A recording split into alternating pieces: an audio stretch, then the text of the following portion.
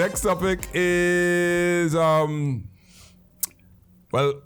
says that they're moving forward with online testing. This is a thing that happened a few years ago where they were talking about it, especially during COVID, that they wanted to do multiple choice online to start, and then they want to start to do the paper 2 online. And this is on the heels of issue taking place where the CXC maths exam was leaked in this month, this 2023 exam season. And this year, they said they're now capable of doing all our multiple choice examinations electronically, and we're moving soon to have similar situations for paper 2. And he's saying that, well, the maths paper 2 was leaked, and one of the ways that you could avoid this is having the exam online, because you will have one central location, and all you have to do is worry about the cybersecurity for one central location instead of sending papers in an envelope to multiple places where people could take pictures and upload them to wherever they want to. And it turns out that the leak was from Jamaica. And he said, as a result of the breach of compromise, blah, blah, blah, blah, blah. What he said something about, all right. It gives us greater control as to when exams are dispatched and ready, because it's on the morning that we would release the exam and not necessarily a couple days before, given the terrain and the geographical areas that we would have to cover for the execution of the exam in any one country. So that would give them a better chance of making sure that exams don't leak. However, the problem that people always come up with is, are the countries capable of having online examinations? The students know how to do an online examination, you know? And yeah, but I mean, so it's one thing doing a paper, one online. So online going to be, they do it from home, or is it they come to school? You have to go to as a teacher, you have to go to the school, and they need to have laptops there, and then those laptops, you had to connect them to something called Safe Exam Browser. When you connect it to Safe Exam Browser, you then what is called this word by? Yeah, you see a timer, and then you use the timer, and people just have to choose and then click submit. So you have to put in a candidate number and a password. So how are you gonna do the written exam then? Well, yeah, the written one, yeah, that's what they're not saying. They're saying they have the capability. How are you gonna ensure you're working in maths? But how you're gonna enjoy all these different types of you know what I mean? You're doing matrices and square root and drawing a graph and finding the, I can't remember, maths parabola and all them things. And the thing is, they always touting this thing and saying, yeah, we could do paper 2s, but nobody has actually stopped and say, yes, we could do paper 2s in maths by giving people laptops or tablets or something like that. They just saying they could do it online. So everybody okay with the multiple choice, you know. The multiple choice, that is fully doable, that's smart, that's easy to do, no issues, because it's just a creator form submitted. Teachers using Google Forms to do that long time now. Yeah. But when we had COVID and we had to do paper 2s, it was real pain to get students to fill out, to write the stuff, scan it, and upload it. And they had to learn how to use scanning apps on their phone and all kind of things. Yeah. That's what I mean to the overall student experience, right?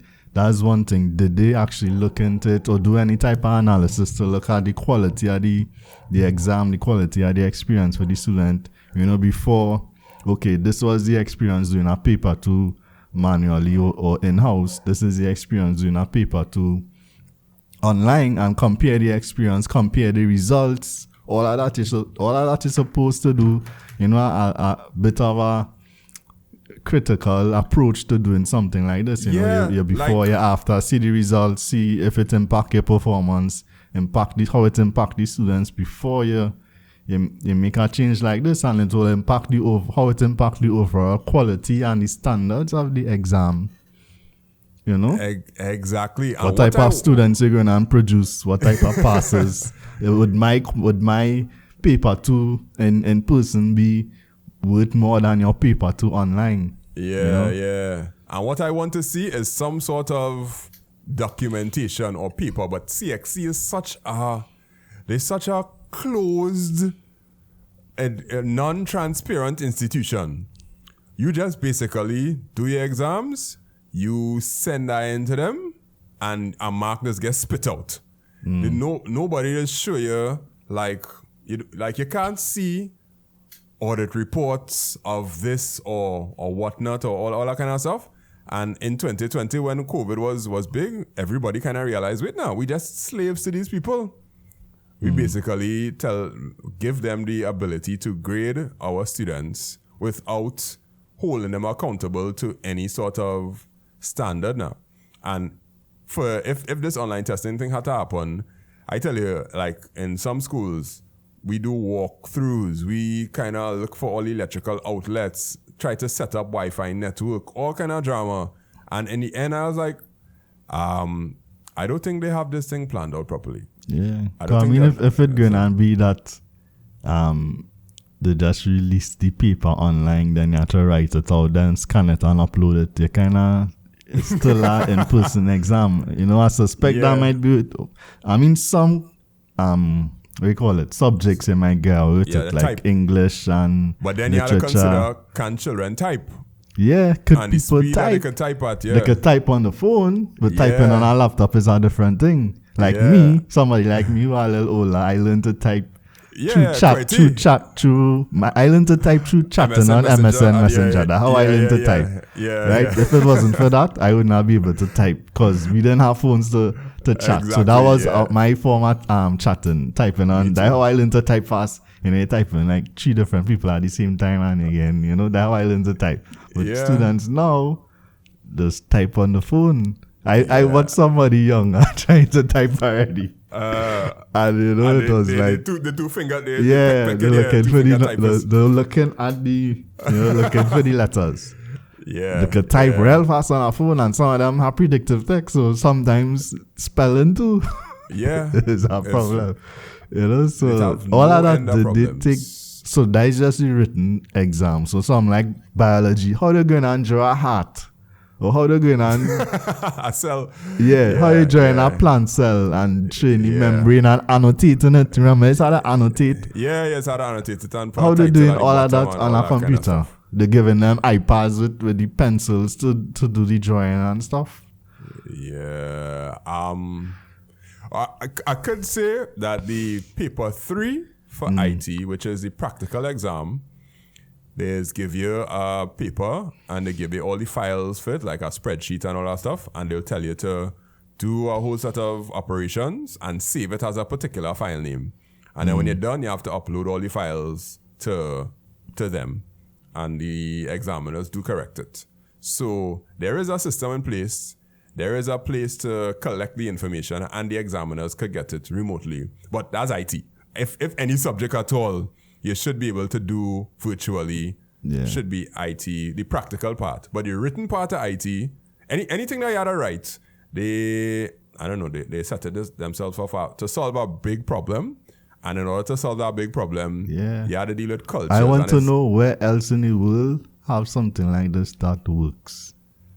Show us the case studies. Right? Which other university or governing body does do these type of written exams online, like fully online, like maths, biology, chemistry? Are you balancing chemistry? I mean, all equations. Yeah. I want to see the case studies that, you know, I would hope that they're not trying to be the pioneers in the whole world. That's be more problem, boy. We always sit down and do as teachers is hope that they're making sense. Hope that they doing it properly, because there is never any clear indication of this is well researched, this is well orchestrated, and this is how we're going to do it. And that's problem, boy. That's problems. Yeah, I mean, they are a education governing body, so you'd hope they would take a scientific approach or an analytical approach. Practice with the preaching. You're real funny, but I hope this make it to a clip. If this make it to a clip, I'm gonna share that with everybody. Hope that they do scientific. Yeah, of course, yeah. Clearly. All right, we're running out of time because I had to go and do my live stream class. Next topic is WhatsApp editing messages. Hey, I tell you, I listened to the whole podcast from start to finish this week while I was running around in Savannah, and I felt good about the quality. Okay, it's okay. Yeah. It's solid. The only thing is, I say a lot, and you see, I just did it. Yeah, because of my experience at radio, a very cognizant of verbal crutches. Yeah, so yeah, saying yeah. like and well and all of that.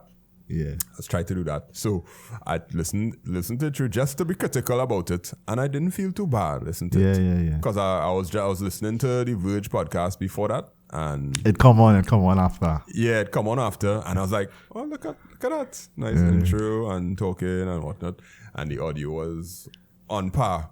Because again, the audio on par is always a tricky thing to make sure that your audio does sound substandard. To be like, all these people from the Caribbean, so that's why the audio sounds like that. They probably don't have access to equipment. Yeah, they're recording in a matchbox or something. Yeah, maybe we should get them a Yeti mic, All right.